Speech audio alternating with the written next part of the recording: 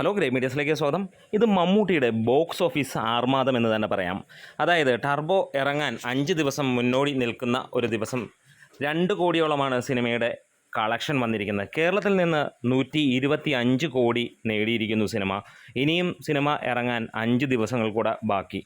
മമ്മൂട്ടിയുടെ box office power എന്ന് വെളിവാക്കുകയാണ്. ഇമാതിരി ഒരു കൊലമാസ ഐറ്റം വന്നു കഴിഞ്ഞാൽ ഇത് അമ്മാതിരി ബോക്സ് ഓഫീസിനെ പൂർണ്ണമായി വിഴുങ്ങും എന്നുള്ള ഒരു കാര്യം മമ്മൂട്ടി ഇവിടെ കാണിച്ചു തന്നിരിക്കുന്നു.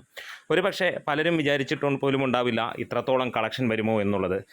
ടർബോ ഒരു തീപ്പൊരി ഐറ്റമാണ് എന്നുള്ളതിന് യാതൊരു സംശയമില്ല. ട്രെയിലർ സൂചിപ്പിക്കുന്നത് അങ്ങനെ തന്നെയാണ്. പ്രത്യേകിച്ച് മമ്മൂട്ടി കമ്പനി ഒരു സിനിമ ചെയ്യുമ്പോൾ നമുക്കറിയാം ക്വാളിറ്റി ഉണ്ടാകും എന്നുള്ളത്. ചുമ്മാ എന്തെങ്കിലും ഒരു തട്ടിക്കൂട്ട് പടം സാധാരണ കാണുന്ന പോലെ ആയിരിക്കില്ല മമ്മൂട്ടി പടങ്ങൾ, മമ്മൂട്ടി കമ്പനിയുടെ പടങ്ങൾ എന്നുള്ളതാണ്. എന്തായാലും ഇവിടെ ബോക്സ് ഓഫീസിനെ പൊളിച്ചടുക്കിക്കൊണ്ട് തന്നെയാണ് മമ്മൂട്ടിയുടെ വരവേൽപ്പ്.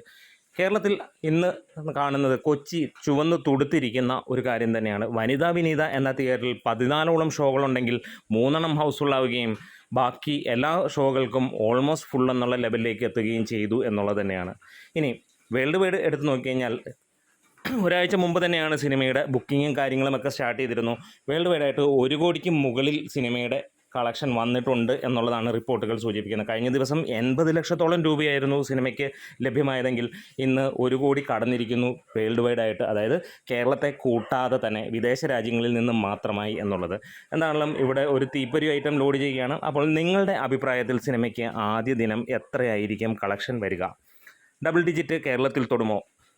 വേൾഡ് വൈഡായിട്ട് സിനിമ 20 കോടിക്ക് മുകളിൽ വരുമോ? അല്ലെങ്കിൽ എത്ര വരും എന്നുള്ളത് നിങ്ങൾക്ക് കമൻസിലൂടെ ഒന്ന് രേഖപ്പെടുത്താം. നമ്മുടെ വീഡിയോസ് ഇഷ്ടമായെങ്കിലും സപ്പോർട്ട് ചെയ്ത് തരണം ഗ്രേ മീഡിയാസ്.